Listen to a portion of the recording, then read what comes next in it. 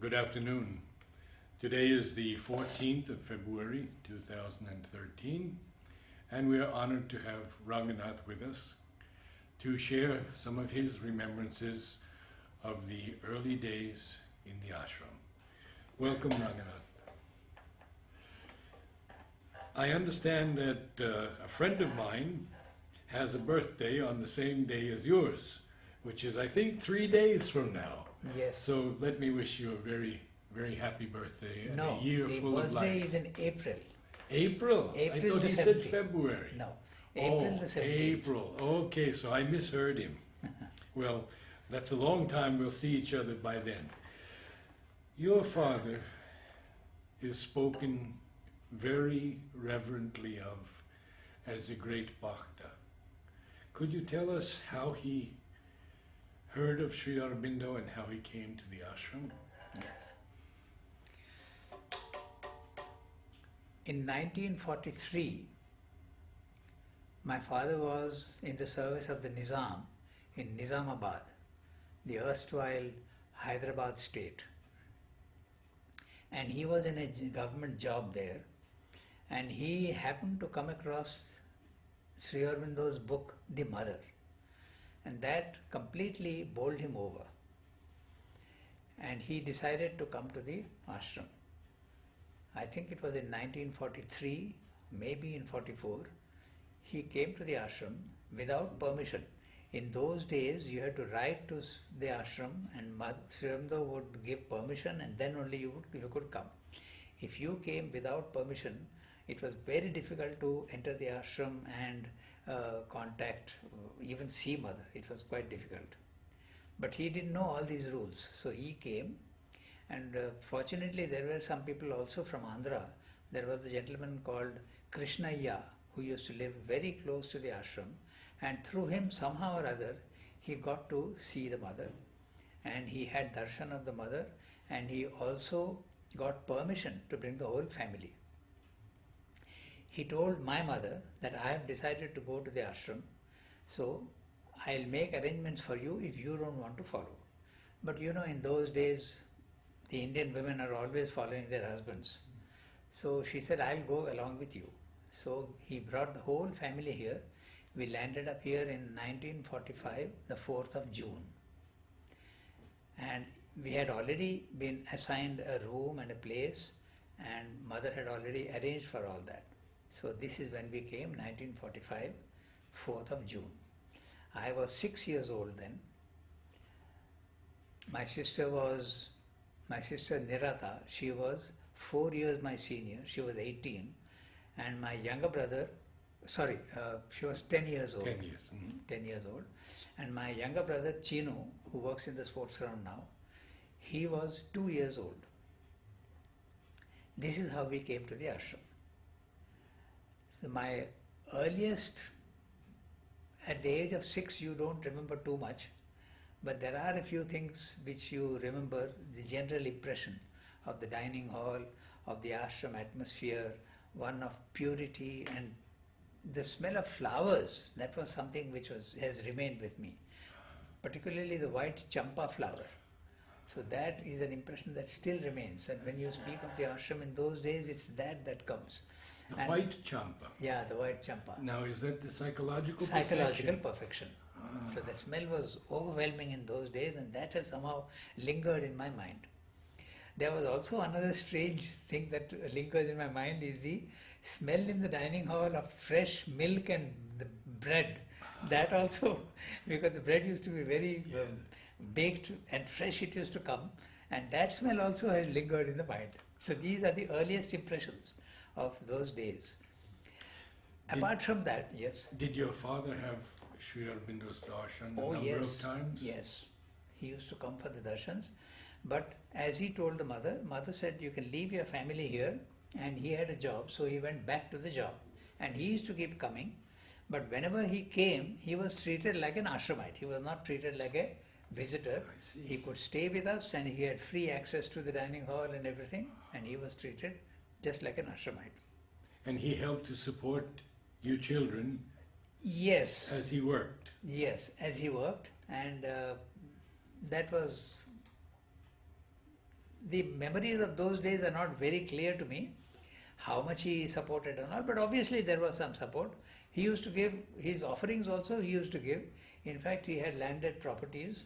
My mother also had landed properties in the villages there, but all that was sold off and all the offerings were made to the ashram at that time. At that time, the idea was that when you come to the ashram, you give away all your belongings and you depend entirely on the ashram, on the mother and Sri Aurobindo, and that was what he had done. So this is the earliest memories that I can have of those days. Do you recall seeing Sri Aurobindo? Yes, I do recall seeing Sri Aurobindo. We came in 45, so naturally for about 5 years, we used to see him 4 times a year. But it wasn't like in the earlier days when people used to go down and bow to Sri Aurobindo and he would bless them. It wasn't like that. He used to be exactly as it is in the photograph now. He used to sit behind in the room, and there was a sort of wooden basket or a box in which we used to keep our flower offerings and all that. But we could not touch, you could not go to him and bow down at his feet. But you could see him for a short while and then move on. And in those days, they used to send people, we used to sit in the ashram courtyard, and one by one in batches they used to be sent. So it wasn't a continuous queue like it is nowadays, but it used to be sent in small batches of 10, 15 or whatever. That's not very clear to me, but it used to be in small batches. People used to come and say, so many people can now get up and go for darshan. Yes, I remember, and if you ask me what is my impression of Sri Aurobindo, it was basically one of tremendous awe. And if you are a small child and you are faced with that unbelievable sight of Sri Aurobindo sitting there, I must admit there was a little bit of fear also. There was the sense of purity that you had. And if you were aware of your own imperfections and all, there would come in a little fear with the awe. So it was a combination of that. But the grandeur and the magnificence of the sight stays with you forever. So this is the impression. When did your father finally come to the ashram?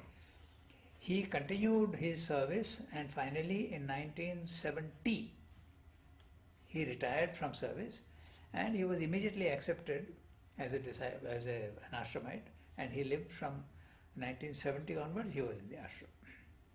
Many of the elder ashramites we've interviewed have spoken a lot about their interaction with mother, as children and later on. Yes. Could you tell us a bit about that? Well, from when you were a small child and until you began doing work in the ashram?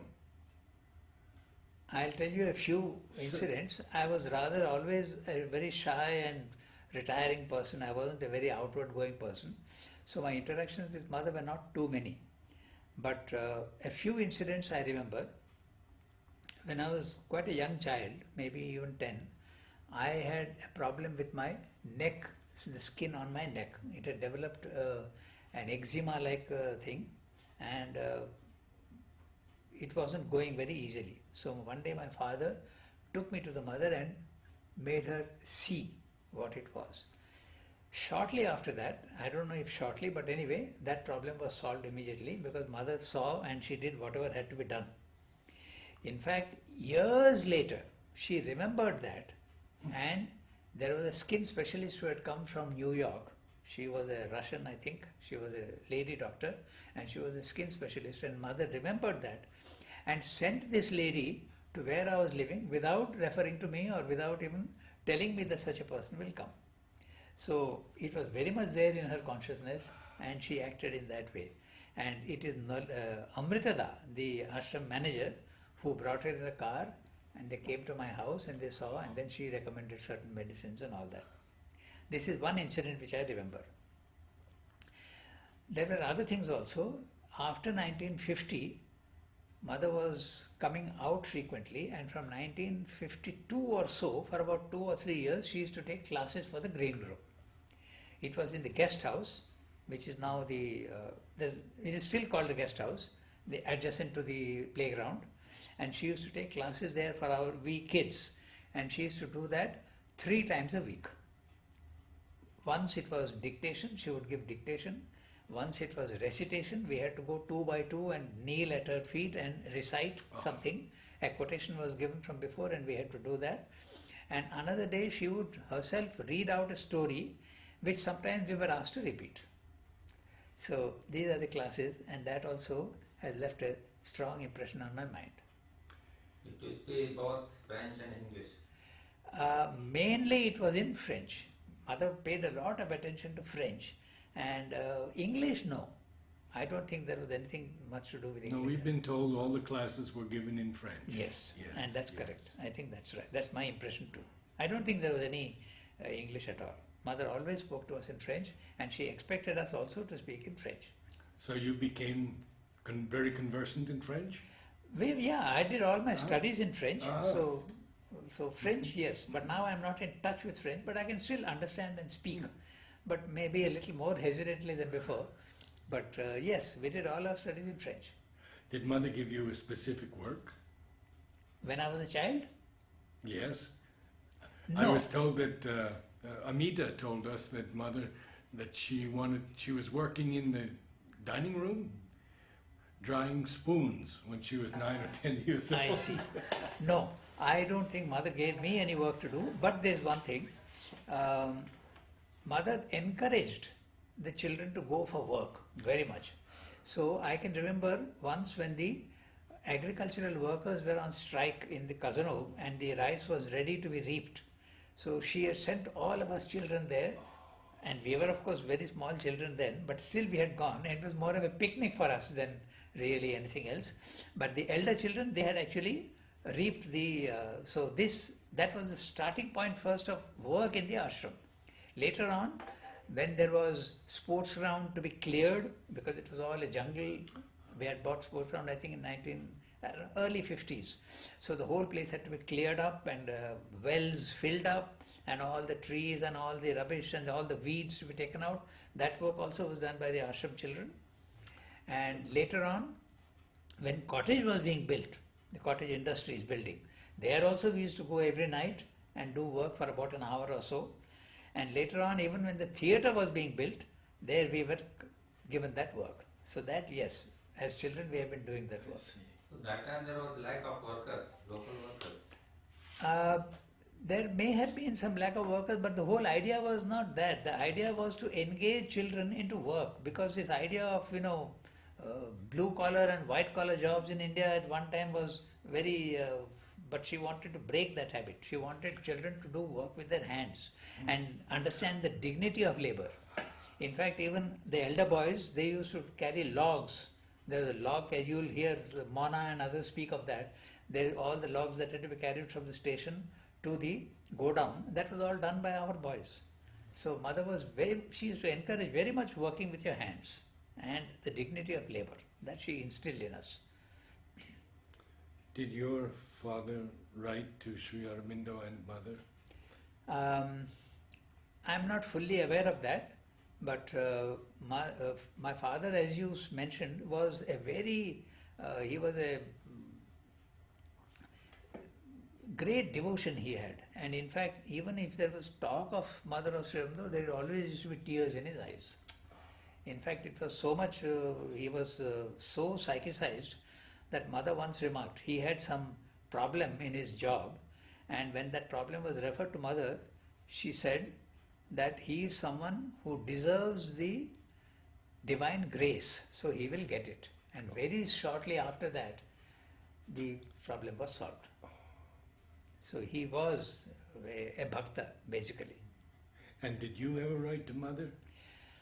I wrote to Mother on one or two occasions. Particularly one occasion I remembered, because when I was just around, I had finished my higher course, and there was a great desire in me for a worldly life. I was very much tempted for this life also, but I wasn't sure whether I was being brainwashed or whether it was really a need within me. So I had written to Mother saying that maybe I would like to go out, and I told her what the problem was. So she wrote back a letter which cured me of that problem entirely. So after that I never thought of going out again. Yes, I did write to her, But my writing to her was very rare. In fact, at that time I had asked for an interview. There was another time also when in the sports round there was an incident in which many of us were involved. We had joined athletics and we had to take a minimum number of items. So we had taken what is the 1500 meter walk. But somehow or other it wasn't seriously done, and towards the end it even became a little bit of a merriment, and some of us were even running. So it wasn't taken seriously. And this was reported to mother and was taken very seriously by Udar and others, and they reported this to mother, and she put up a very stiff notice on the ashram board. So then I had asked for interview with the mother. This was, but I think it was around 62 when she was having a crisis. So I could not get the interview because she was not seeing people at all then. But I wrote to her then about it, and she wrote back a beautiful letter saying that it is through such acts of unconsciousness. Unconsciousness is the basic problem of a spiritual life. And it is such things happen because basically of unconsciousness. And then she said, you can be sure that my help will always be with you to get over these problems. So this is another thing that she has written to me. Can you tell the gist of what she wrote the first letter when you wanted to go out? Something we said. I don't remember the exact words, but basically this, that there is a desire in me to see life outside, and I'm not sure whether I want to be here or not. That was, in gist, that was what I did. And her reply? Approximately. Yeah, her reply was that if you want to go out, you are welcome to go out, find a job somewhere, you will find it, but no, and then you will realize the value of the place that you would have left.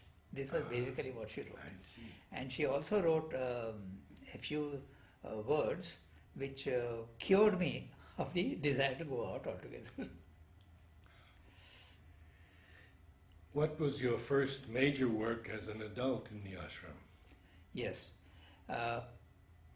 Even while I was a student, I got interested in photography, and Robi Ganguly was teaching me photography, and I even had a few successful exhibitions, and I even got a few awards in photography, and that was I was doing work there. So after I finished my higher course, I wrote to mother that I am doing this work, and she said fine, that's okay. Then later on I said that you can give me any work you want. So she decided to send me to the press.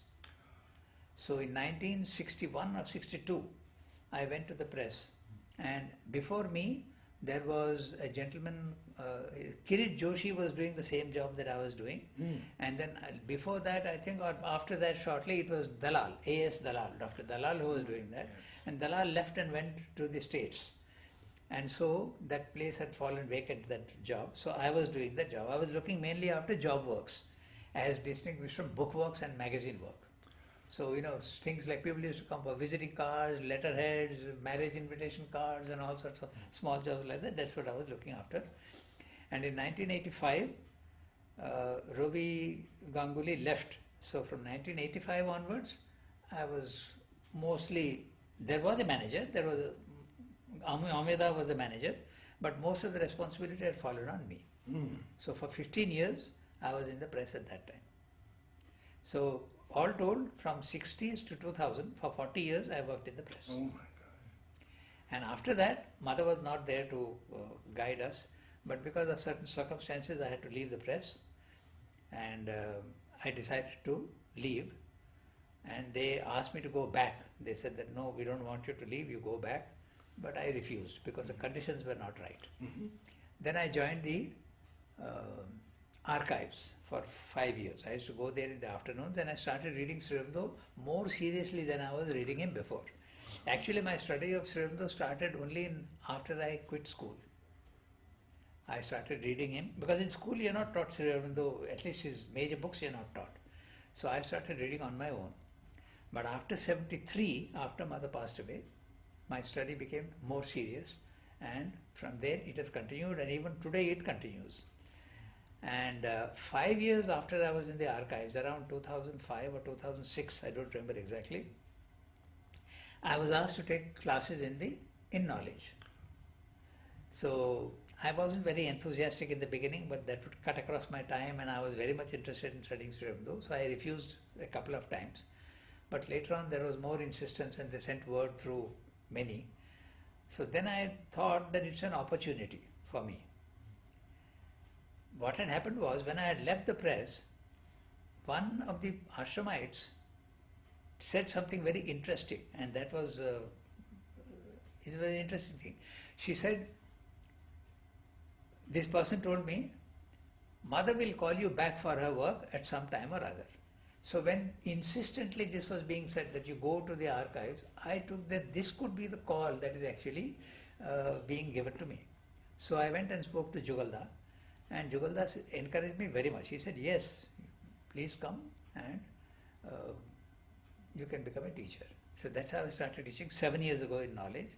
And that work is going on, increasing every year. More and more students are coming, and I am benefiting very much from that. Mother had told once kid too that whether you will benefit or not, whether the children will benefit from your teaching or not, I am not sure, but you will certainly benefit from teaching. And that's exactly my experience, because you have to read and reread the same passage again and again, and what you had not understood earlier, you suddenly begin to understand. So it's been a great adventure actually, teaching in knowledge. What are you teaching? The subject of Indian philosophy had come up first, because Chinmayi's father, Maheshwari, he had passed away, and he was the one taking Indian philosophy. So Jugalda told me that you can take that. But I said, I haven't studied Indian philosophy, in a systematic manner, and I would have to study it myself first. He said, you do that. And so I started taking Indian philosophy. But at the same time, there was a demand for life divine and synthesis, because there also those who were teaching these subjects were becoming fewer and fewer. So I started taking life divine and synthesis, and then slowly students started coming for other subjects also. Secret of the Veda this year has been added, essays on the Gita, because Manoj Das quit teaching because he is now doing that biography of Sri Aurobindo. And so those subjects also, and more students are coming for that. So basically Indian philosophy and Sri Aurobindo's major works. Okay, you did not tell much about your photography story. So please tell us what camera you had and what kind of photos you were taking. Yeah. In the beginning, Robi had given me his own camera to take pictures and all that. And in those days we used to, on the first of every month, there used to be prosperity distribution, and mother used to herself give the prosperity boxes, and those who were not receiving boxes, she would just see them and give them a flower or a message or something. So we used to go and show our work to her, and she would appreciate, or she would make comments sometimes. So this we used to do. And I remember in my very first role which I had taken, there were some pictures which she said she appreciated the picture. And that picture, or maybe it was another one, exactly I don't remember, but it won an award in a competition. So there was some cash coming from that, and so with that cash, Robi had managed to get a camera for me. So it was a Rolly cord that I was using. It was the small camera like that. I was using that. It was international competition outside. It was a competition in India. One of the film companies, I think it was called Perutz at that time. So they had instituted a competition in which I got an award. Later on, there was another award also in London. Did you do your own darkroom work? I learned the darkroom work with Robi Ganguly. So he taught me how to do, and yes, I used to do that myself. In fact, in those days, we used to also go into the darkroom because Mother's and Sri Aurobindo's pictures had to be done by all the photographers. So that work also we used to do. Some of it Vidyarat was doing, some of it Venkatesh was doing, and whatever Robi had to do, I would help him with that, and finally even that I was doing. Mother's and Sri Aurobindo's pictures in the darkroom. You have taken Mother's Terrace Darshan photos? Terrace Darshan I have not taken, But in 1958, when she used to come down to the meditation hall, I had taken pictures of her, and all those negatives are now with Tara. Ah, I They are see. with Tara. She told, you give me all those, I'll maintain them properly. And so I had given away all those pictures to her. But I have taken. In my room, I have one picture of her giving blessings in the meditation hall, where that big photograph is there just in front of the staircase. She used to sit there, and I have that one picture of hers. But you have the printouts of all the photos that were taken. No, You have not kept No. any. I have not kept, because they were in the negative form, so I have not kept. Only that one photo is there with me.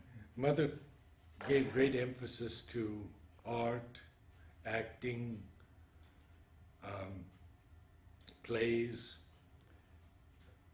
Did you do anything No, in that area? no, absolutely not. Because at that time, when the possibility came up, I was just in my puberty and my voice was cracking.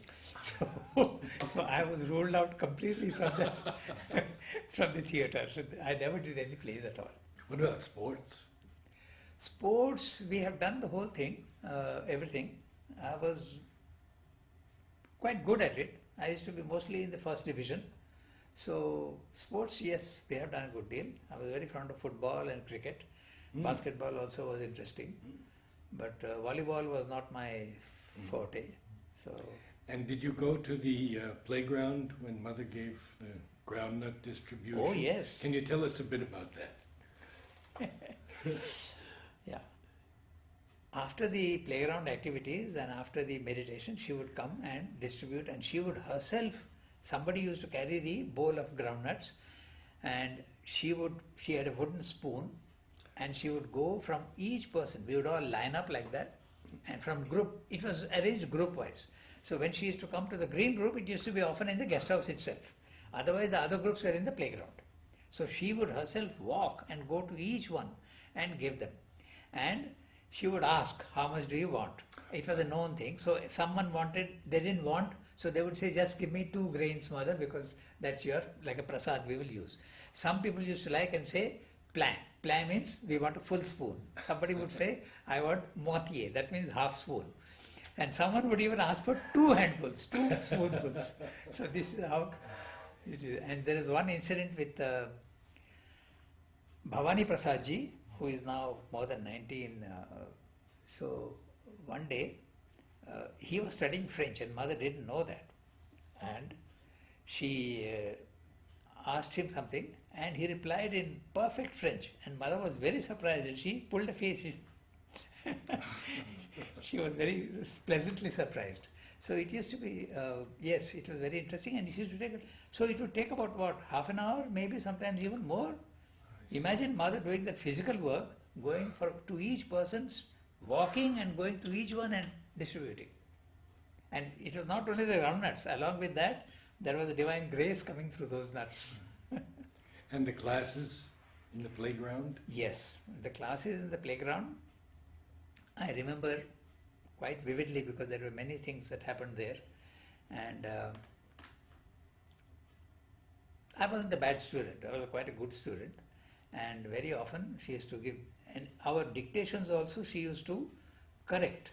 And she would say half a dummy fourth, moitié fourth, 2 mistakes, she would write out all that in French. So on one occasion, I had got the whole thing correct and not a single, nobody else had got it correct, including a French girl. So she had written there, I still have that paper with me. She wrote, premier or something like that, first in class or something. So all those little, we used to have small 5x3 chip pads on which she used to take this dictation and she would correct all herself. And often we used to get photographs of mother which she used to sign at the back with our name, to so and so. I have those photographs also with me. One major subject that we ask many people is on education and the free system versus other systems of education, and would like to have your thoughts on education in general in the ashram, in the Sri Aurobindo International Center of Education. Well, when we were at school, I finished in 1961. The free education system came much later. So we did not undergo that free education system. It was more or less all the fixed normal system.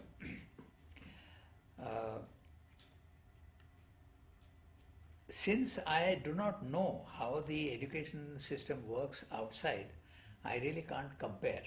But I must say that there was a great amount of freedom, number one. Freedom was a very big element. The interaction with the teachers was very good at an individual level also, which I understand is not there very much in the outside world, because you are lecturing to 50, 60, 70 students, there is not much of interaction. But here it is to be a very small group. In fact, now it is sometimes one-to-one. Individually students come and there is a great amount of interaction. So education was very good at one time, and we had excellent teachers. We had Jugalda for mathematics and physics, we had Sunilda for botany and zoology, and later on he used to himself learn from Venkatraman, who was one of the top mathematicians in India. He used to learn from him and come and teach us. So his mathematics classes were always a great delight. He used to teach us botany also. Then there was Tebi Bain for poetry, for English and poetry. Superb classes. So can't complain about the quality of education being given then. It was absolutely of the highest standard. Today I don't know what it is like, but I think one big difference between today and the time when mother was there is her physical presence. We can speak very glibly and say that, oh, mother is still very much here and all that. But the very presence of the divine, the avatar on earth, definitely makes a difference. Of course, the presence is there, but you have to contact the presence. It depends on your receptivity. But at that time, the receptivity was much easier because there is this physical presence like a lighthouse emanating light and vibrations. So the whole atmosphere was very different then. There's no doubt about it. What was the atmosphere in Pondicherry then? Because in the early days, I understand there were only 2 or 3 cars, no motorcycles. That's right. So the scene in those days was that of a absolutely a small village with nobody in the streets and all. Today in Pondicherry, it's a totally different situation. It's like a city like any other city in India. But in those days, it was very, very secluded little town, and even physically it was very a peaceful thing. But the ashram, because Mother and Sri Aurobindo wanted a very concentrated atmosphere for the ashramites, she wasn't encouraging too much of interaction with the public outside. This sort of created a sense of alienation in many of the people outside, and they were often hostile to the ashram. Particularly the Christian world was very hostile to the ashram, we know that, and even many others were not very much in favor. But those selected people who could feel the greatness of Mother and Sri Aurobindo, who interacted with the ashram, they used to keep coming, and there were quite a few. It's not that they were very rare, but they used to come to the ashram. But generally there wasn't much of interaction between the town outside and the ashram. It was a very quiet place. That atmosphere has completely changed today. Even the traffic on the ashram roads is now too much of traffic. But also many of the local people have opened to the mother. That has happened recently in the last 10-15 years, and that's largely because many of the Tamil magazines had written about Mother and Sri Aurobindo. It was this man Natarajan who had done that, and so many came. Even there is a TV channel in Tamil which gives a picture of Mother in the beginning, and even some of the best musicians in Madras, the cinema world, they are all devotees. So yes, and today what you see, the acceptance of Mother and Sri Aurobindo is far greater than what it was in our days. In our days you hardly heard of Mother and Sri Aurobindo on radio or in the newspapers, but today it's not at all rare to come across mention of Sri Aurobindo in the articles in magazines and even on TV. It's not at all uncommon. So he has been accepted largely, which was not there so much before. One thing I always like to ask is about your remembrances of some of the elder ashramites, Nolini, Pavitra. Yeah. Perhaps your interaction with them or your remembrances of them. Pavitrada, we did not have his classes and I didn't have much interaction with him. Nor with Nolida. Nolida also not much of interaction. But my memories of the best teachers were, of course, Jugalda and Shunilda and Temi Ben. These are the three who have left a strong impression on me as excellent human beings and also fine teachers. This is what I remember of these three. There were others also. There was Mrityunjoy. Mrityunjoy was there. In fact, he was a recorder of all the things that used to go on even in the classes, the green group classes. He has written several books also about that. So he was also a teacher.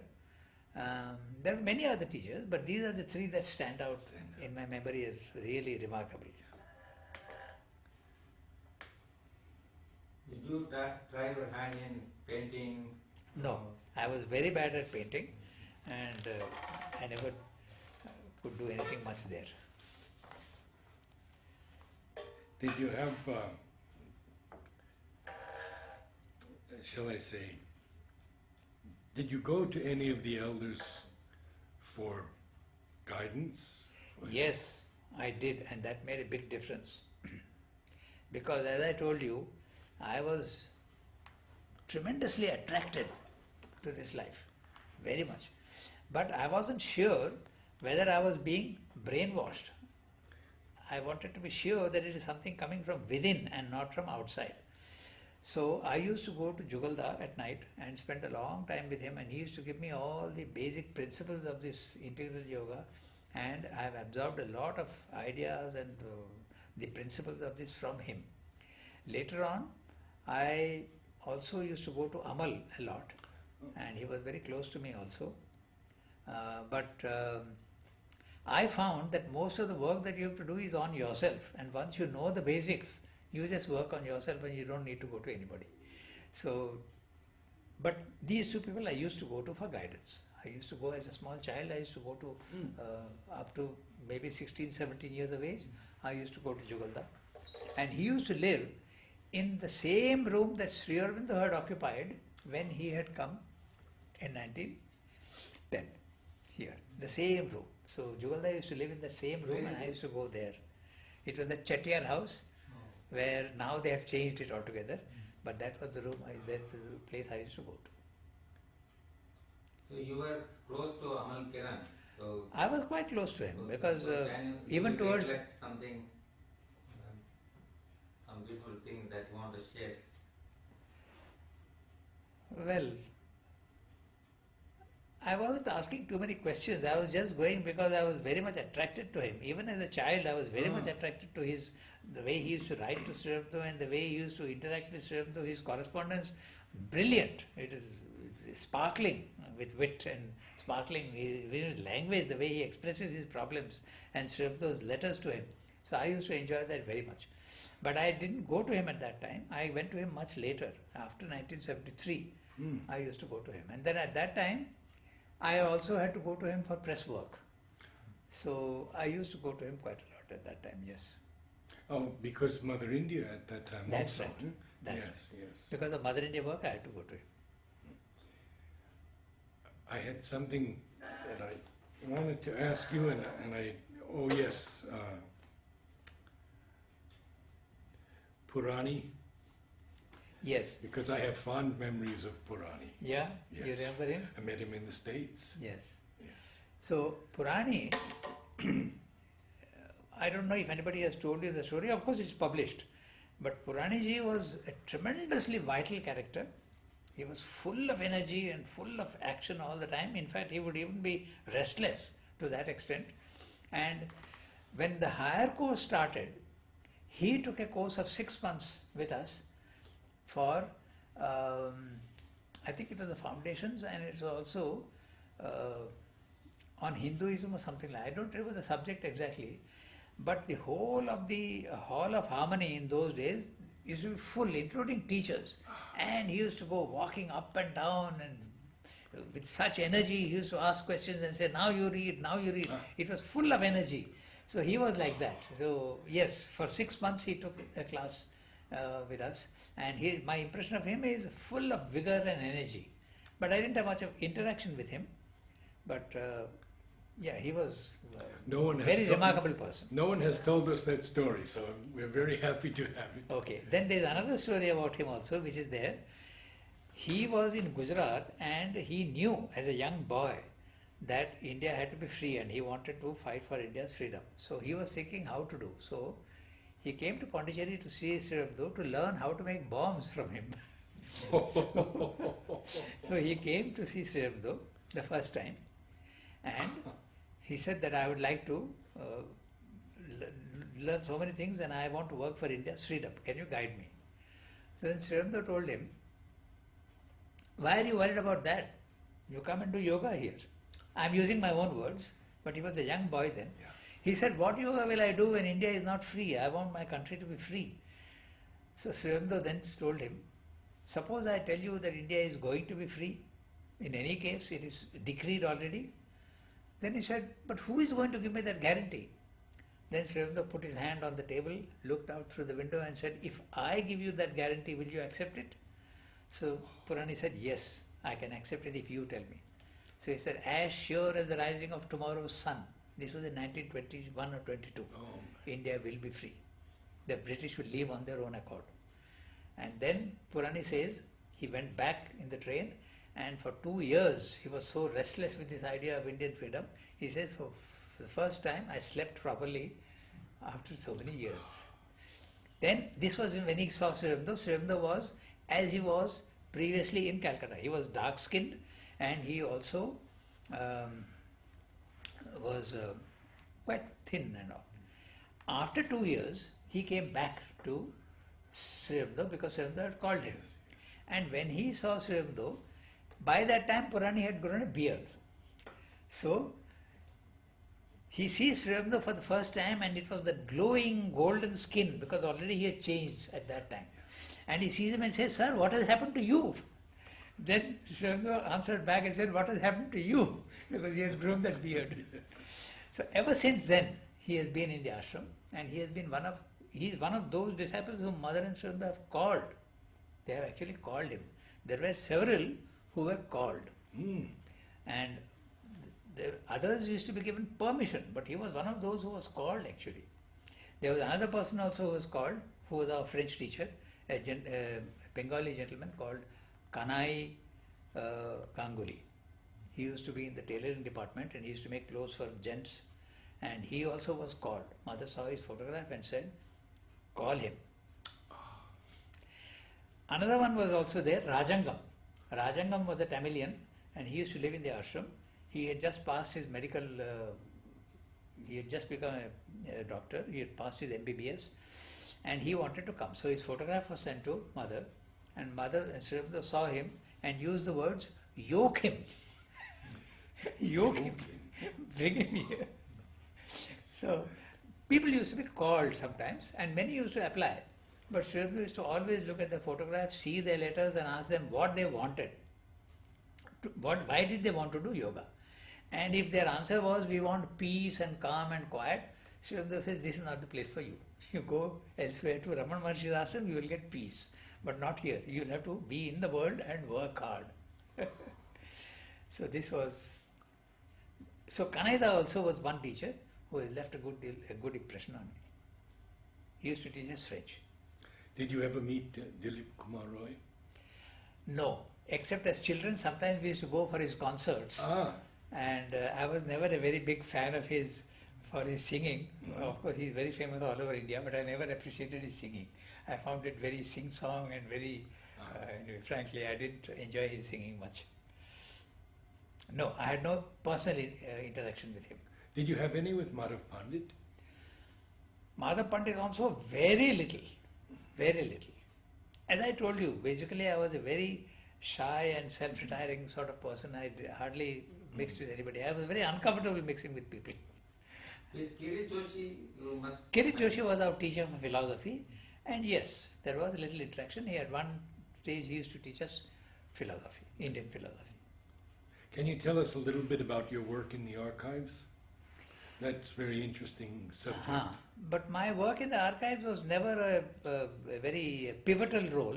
It used to be always something quite marginal. So I used to, in the beginning we used to do work, we used to take letters and go through. At that time the preparation for this, what is called now the collected works of Sri Aurobindo, that was starting. So I used to be given a certain correspondence and what is called pre-selection. So you would have to pre-select letters. Suppose Sri Aurobindo is answering only 2-3 words or just a short thing, yes, no, all those letters now obviously we discard, and only those which have got a substantial amount of text we used to select. So that was the work I was doing. I did that for about 10 sadhaks or so. That was the work I was doing. Now what I'm doing in the archives is also going through the letters and doing proofreading mainly. Checking with Raman is my partner. So one is the copy holder and the other is the keeps the text, and then we check the mistakes and errors if there are any. And the number of times you check, every time you check, you'll find something new. Because Sri Aurobindo handwriting towards the end was not very decipherable. So you have to know the language and you also have to know the subject to be able to know what he's saying. Otherwise, very often one word could be read as another word. And the interesting thing is, repeatedly I am seeing that the word that Sri Aurobindo has written and the word that you are possibly reading there, both fit the text. This is the problem with Sri Aurobindo's manuscripts. Both fit the text. So what are you going to decide? How are you going to decide? It is a very difficult task, and the archives is doing that to the best of their ability. They have done that. It's a vast work, isn't it? Yes, it's a very vast work.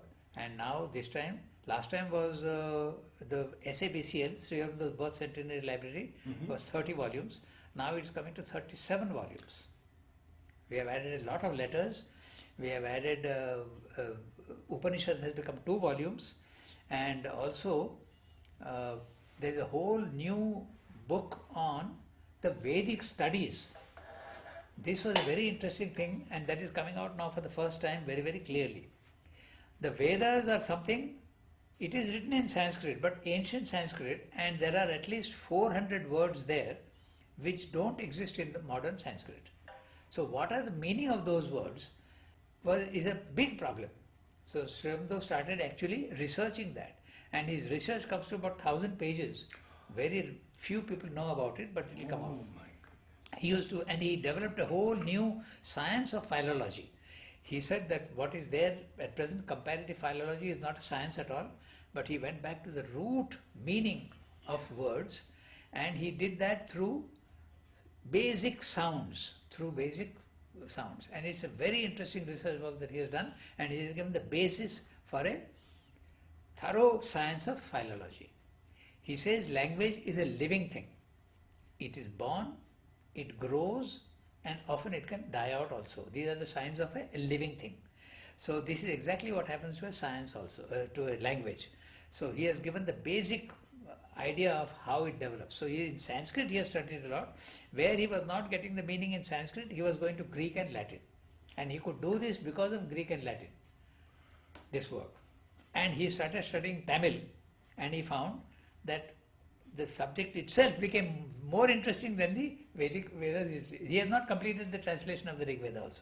He has done about 2/3 or maybe 3/4, but he has given the key of what the Vedic Vedas are. Before Sri Aurobindo, there were 2 or 3 attempts by Western Max Muller and others, but their interpretations are absolutely as though they are the worship of nature gods, rain, sun, moon, etc. But Sri Aurobindo has given a completely psychological meaning to the Vedas, and this is something new altogether that he has done. Earlier than that, Dayanand had done some work, and he had said that it is psychological in nature and there is a spiritual meaning to it, but that meaning was lost in India.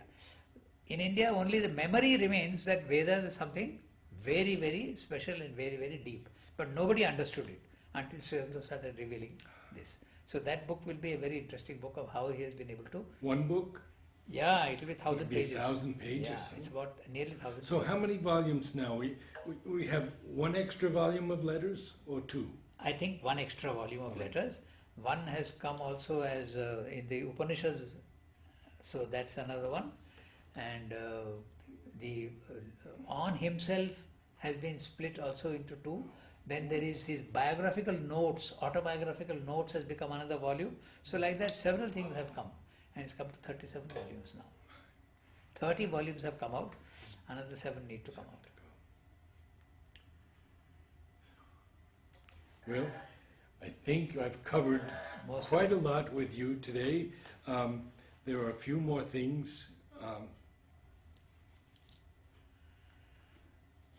and that would be about the different departments in the ashram. I remember Abhay Singh very well and his work. Can you talk a bit about him, or Parichand, or Prithvi Singh? You remember any of them? I remember all of them. I mean, interactions? No, interaction I have had with none of them except Parichand to a certain extent when I was a child, because my mother used to work with Parichand.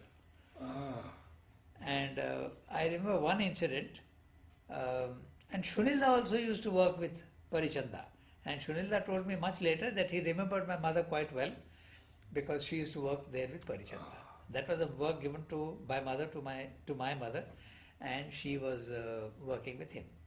So on her birthday or his birthday once, she asked him, "Can you come to my place? I would like to give you tea or something like that." And he referred to mother.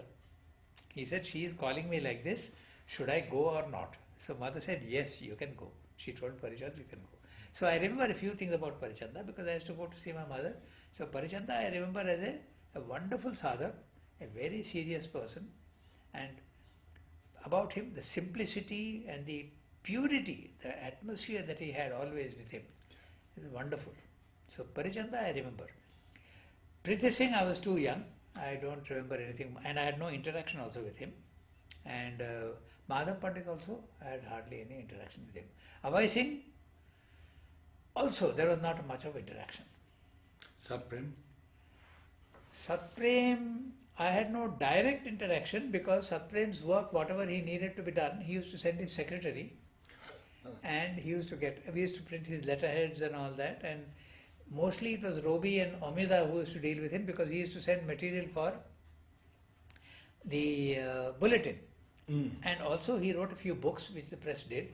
The Jeunesse du Shurong was one book, and also the first one, The Adventure of Consciousness. Yes. So these books were printed at the press, but I did not have much hand in it because it was Robi and Jayantilal and Amida who used to see to that work.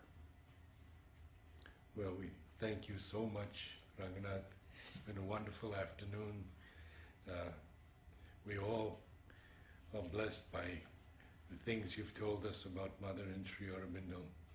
I think I will always remember your impression as you described it when you first saw Sri Aurobindo. Yes.